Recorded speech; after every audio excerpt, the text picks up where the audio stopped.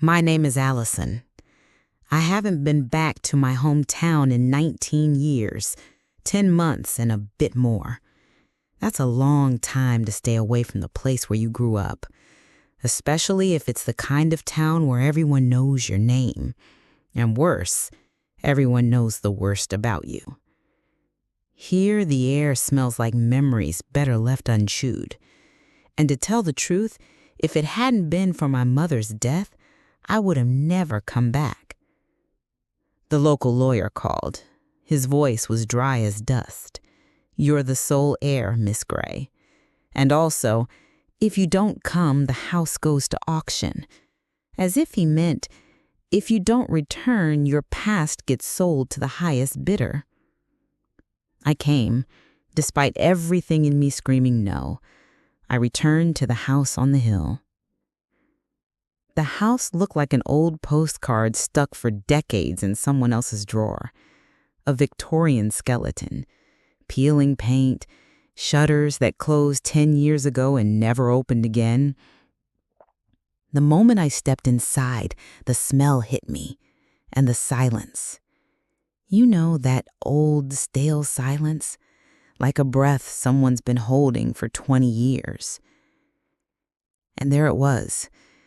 The mirror, still hanging in the hallway like it had grown out of the wall, a monstrous thing, about 6 feet tall, the frame wooden, cracked like an old man's bones.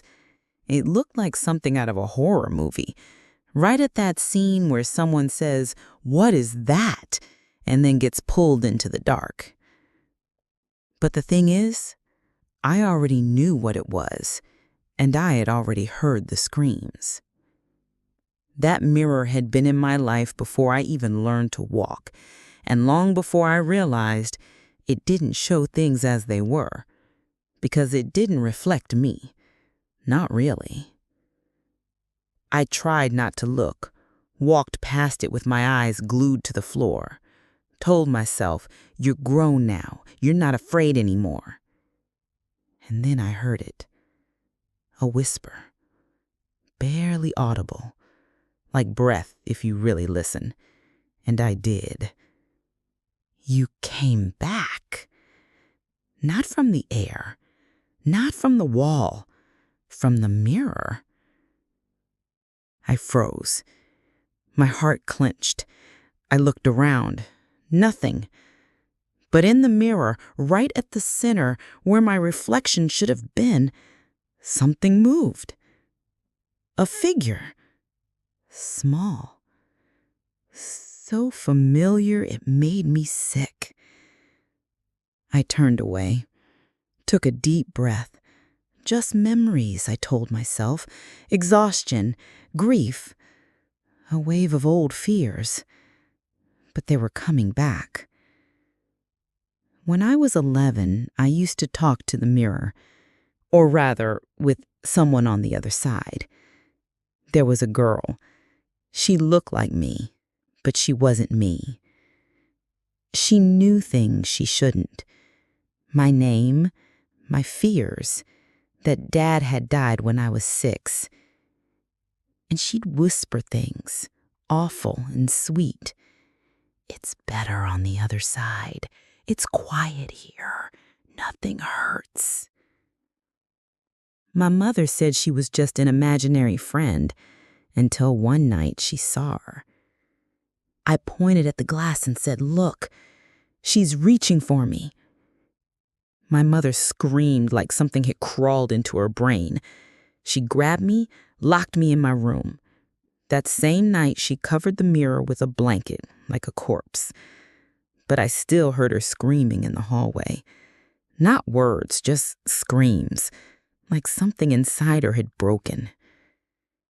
After that, she never spoke of it again. I left home as soon as I could. But the mirror, it haunted my dreams for years, just standing there, waiting. That first night in my old room, I didn't sleep. I heard footsteps, not mice, slow, heavy, in the hallway, right outside the door. I held my breath, listened. Silence, thick as conspiracy. And then a voice. Allison? Soft, like a touch on the neck. I jumped out of bed, ran to the hallway. Empty. But the mirror? The blanket was gone. I didn't take it off. The reflection shimmered like something underwater. And beyond the water, movement. I leaned closer. Then a face. Wrinkled, pale. Eyes, emptiness. And it screamed, "Spay!" I stumbled back, my heart pounding like a drum. That same night, I grabbed a hammer and tried to smash the mirror. Not a single crack. By morning, I packed, decided to run. But I found my mother's journal in an old drawer. It said, "I no longer know which one is my daughter. The one behind the glass knows everything about me. She sings my lullaby. She begs to be taken back.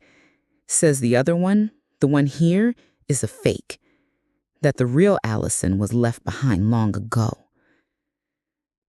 And I felt the chill run through me. What if it's true? What if, as a child, we switched? The next night, I stood in front of the mirror again. It pulsed. It breathed. The reflection didn't follow my movements. It smiled. "What do you want?" I asked. "I'm the real one, and you're just the shadow. I want to come back. Let me in." "No." "You already did. You left.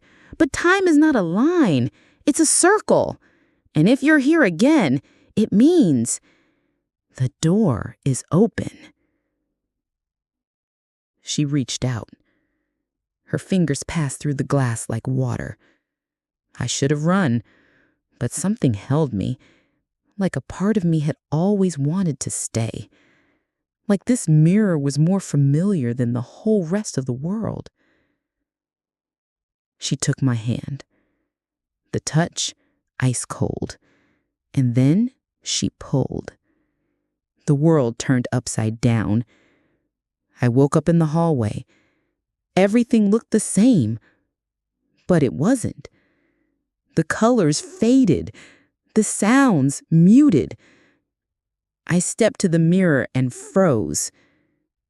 Then froze. On the other side, me. Alive. Real. Terror in her eyes. "Let me out!" I screamed, pounding on the glass, but she just stared. Then she turned and walked away. I stood there, breathless. I realized I was on the other side, and she was in my world. Now she lives my life.